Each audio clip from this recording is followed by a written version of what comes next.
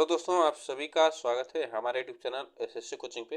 दोस्तों, आज है 26 सितंबर और 26 सितंबर के जितने भी मोस्ट इम्पोर्टेंट करंट अफेयर के क्वेश्चन बन सकते हैं, सभी प्रश्न हम लोग इसमें करेंगे। तो चलिए स्टार्ट करते हैं हम लोग करंट अफेयर के क्वेश्चन, ठीक ना। और आप लोग वीडियो को एक बार लाइक शेयर जरूर कर दीजिएगा। चलिए आज का पहला प्रश्न करते हैं। देखिए, आज का पहला प्रश्न है, हाल ही में जारी एशिया पावर इंडेक्स में भारत की रैंक क्या है। तो हाल ही में जारी जो एशिया पावर इंडेक्स की रैंक आपसे पूछा है, इसमें रैंक पूछा है तो कौन सी रैंक है, तो भारत की तीसरी रैंक है यह एशिया पावर इंडेक्स में। यह आपको याद रखना है। इसके बारे में थोड़ा सा जान लेते हैं। ऑस्ट्रेलियाई थिंक टैंक लोबी इंस्टीट्यूट द्वारा हाल ही में जारी एशिया इंडेक्स में भारत ने जापान को पीछे छोड़ते हुए तीसरा स्थान हासिल किया है, ये आपको याद रखना है। इसमें बात की जाए, एशिया पावर इंडेक्स में विभिन्न देशों के प्रभाव का मूल्यांकन करता है। यह संयुक्त राज्य अमेरिका और चीन, यह पहले स्थान पर संयुक्त राज्य अमेरिका और दूसरे स्थान पर जो है चीन रहा है और तीसरे पर भारत हुआ है। तो इसमें आपको इतनी बातें याद रखना है। चलिए आगे चलते हैं। 41वें भारतीय तटरक्षक कमांडो के सम्मेलन का उद्घाटन किसने किया। तो आपको बताना है, यह 41वें भारतीय तटरक्षक कमांडरों का सम्मेलन था, उसका उद्घाटन किसने किया है। तो आपको याद रखना है, वह राजनाथ सिंह ने किया है, राजनाथ सिंह ने किया है। तो चलिए इसके बारे में थोड़ा जानते हैं। देखिए, रक्षा मंत्री जो है राजनाथ सिंह ने दिल्ली में 41वें भारतीय तटरक्षक कमांडरों के सम्मेलन का उद्घाटन किया है। तो कहाँ पे अगर किया गया पूछा जाए तो दिल्ली में किया गया है। यह 3 दिवसीय कार्यक्रम में वरिष्ठ आईसीजी कमांडर बढ़ती भू राजनीतिक और समुद्री सुरक्षा चुनौतियों के बीच रणनीतिक परिचालन और प्रशासनिक मुद्दों पर चर्चा करेंगे। तो इसमें यह बात की गई है। चलिए आगे चलते हैं। किस केंद्रीय मंत्री ने हाल ही में CSIRT पावर का उद्घाटन किया है। तो आपको बताना है, यह उद्घाटन किसने किया है। तो याद रखना है यहाँ पे कि मनोहर लाल खट्टर ने किया है, ठीक ना, मनोहर लाल खट्टर ने किया है। तो इनके बारे में थोड़ा जान लेते हैं। देखिए, हाल ही में केंद्रीय ऊर्जा मंत्री जो है मनोहर लाल खट्टर ने नई दिल्ली में बिजली के क्षेत्र कंप्यूटर सुरक्षा घटना प्रतिक्रिया टीम का उद्घाटन किया है, यह आपको याद रखना है। इसे CERT इन के सहयोग से लॉन्च किया गया है और यह 2023 की राष्ट्रीय साइबर सुरक्षा नीति के अनुरूप है। यह आप इतनी बातें याद रखना। चलिए आगे चलते हैं। विश्व फार्मासिस्ट दिवस प्रतिवर्ष कब मनाया जाता है। तो आपको बताना है, विश्व फार्मासिस्ट प्रतिवर्ष यह दिवस कब मनाया जाता है। तो याद रखना है इसमें कि यह 25 सितंबर को मनाया जाता है, ठीक ना। 25 सितंबर को विश्व फार्मासिस्ट दिवस मनाया जाता है। तो थोड़ा सा जान लेते हैं इसके बारे में। देखिए, विश्व फार्मासिस्ट दिवस जो है 25 सितंबर को मनाया जाता है। यह दिवस स्वास्थ्य सेवा में फार्मासिस्टों के योगदान को वैश्विक मान्यता देने के लिए मनाया जाता है। ये आपको इतनी बातें याद रखना है। इंटरनेशनल फार्मास्यूटिकल फेडरेशन ने 2009 में इस्तांबुल तुर्की में एक सम्मेलन के दौरान आधिकारिक तौर पर विश्व फार्मासिस्ट दिवस को मान्यता दी थी। इतनी बातें आप याद रखिएगा। चलिए आगे चलते हैं।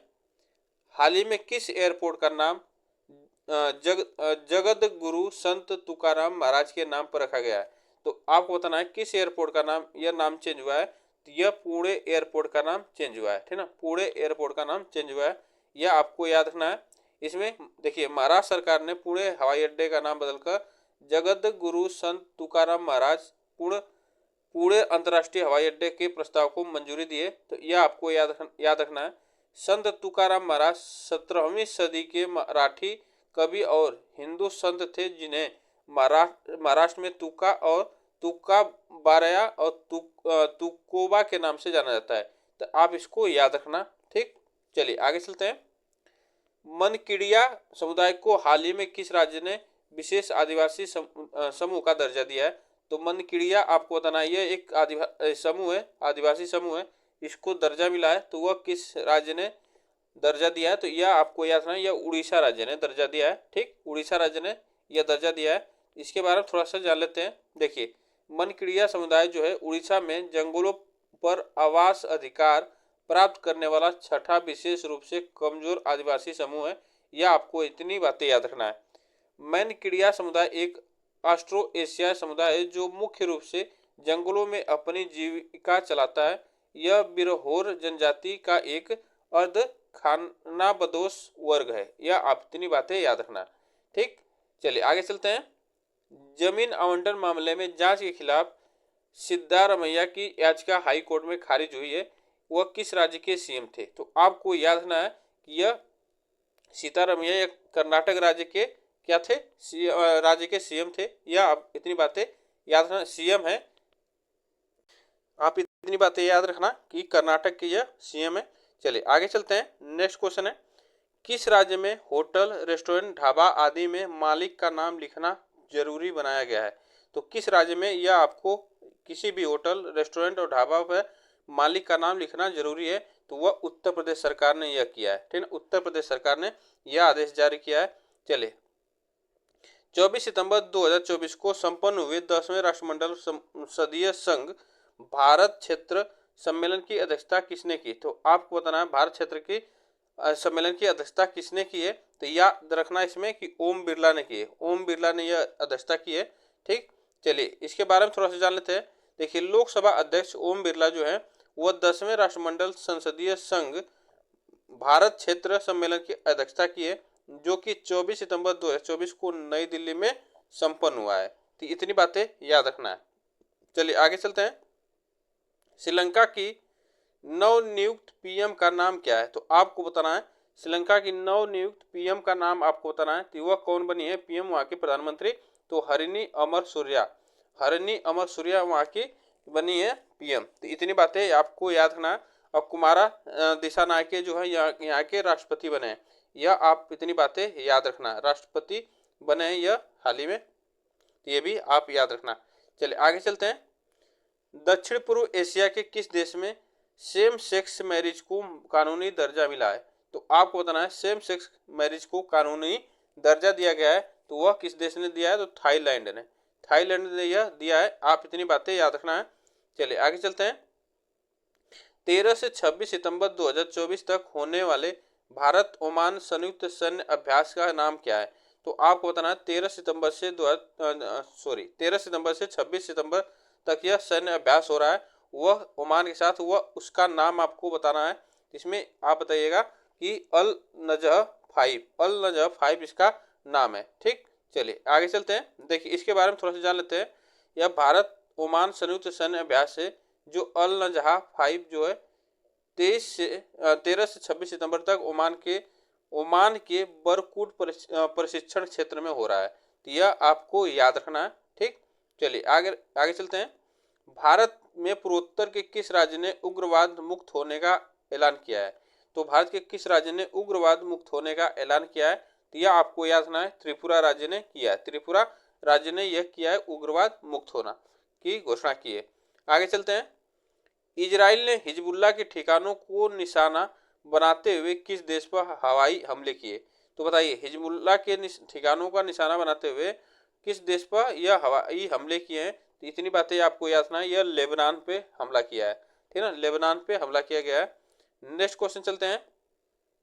भारतीय अंतर्राष्ट्रीय फिल्म महोत्सव इफी 2024 के निर्देशक कौन है? तो आपको बताना है यह इफी के निर्देशक कौन है? तो यह आप याद है शेखर कपूर, शेखर कपूर जो कि यह अभी 2024 के निर्देशक यह अभी होने वाला है। इतनी बातें आपको याद रखना है।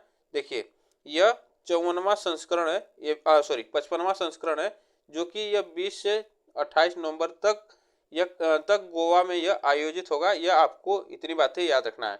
चलिए आगे चलते हैं। टेनिस में किस टीम ने लेवर कप अपने नाम किया है? तो टेनिस में किस टीम ने लेवर कप, आपको याद रखना है लेवर कप यह पूछा जा सकता है किस खेल से संबंधित है? तो यह टेनिस से संबंधित है, ये भी आपको याद रखना है। तो यह टीम यूरोप ने यह अपने नाम किया है लेबर कप। इतनी बातें आपको याद रखना है। नेक्स्ट क्वेश्चन है, स्पेस स्टेशन से 2 रूसी और 1 अमेरिकी यात्री को लेकर सोयूज कैप्सूल कहाँ उतरा? तो बताइए सोयूज कैप्सूल कहाँ पे उतरा है? तो यह 2 रूसी यात्री थे और 1 अमेरिकी यात्री थे। तो वह कहाँ पे उतरा? कजाकिस्तान में। कहाँ पे उतरा? कजाकिस्तान में यह उतरा है। इतनी बातें आपको याद रखना है। चलिए नेक्स्ट क्वेश्चन चलते हैं। तंबाकू मुक्त युवा अभियान 2.0 का प्राथमिक लक्ष्य क्या है? तो तंबाकू मुक्त युवा अभियान जो है 2.0 का प्राथमिक लक्ष्य आपको बताना है। तो इसका प्राथमिक जो लक्ष्य है युवाओं को तंबाकू के हानिकारक प्रभावों के बारे में शिक्षित करना। तो यह इसका क्या है? प्राथमिक लक्ष्य इसका है या जागरूक करना, इतनी बातें आपको याद रखना है। तो यह इसमें हम लोग बस इतने ही प्रश्न करेंगे, ज़्यादा आज व्याख्या कम थी।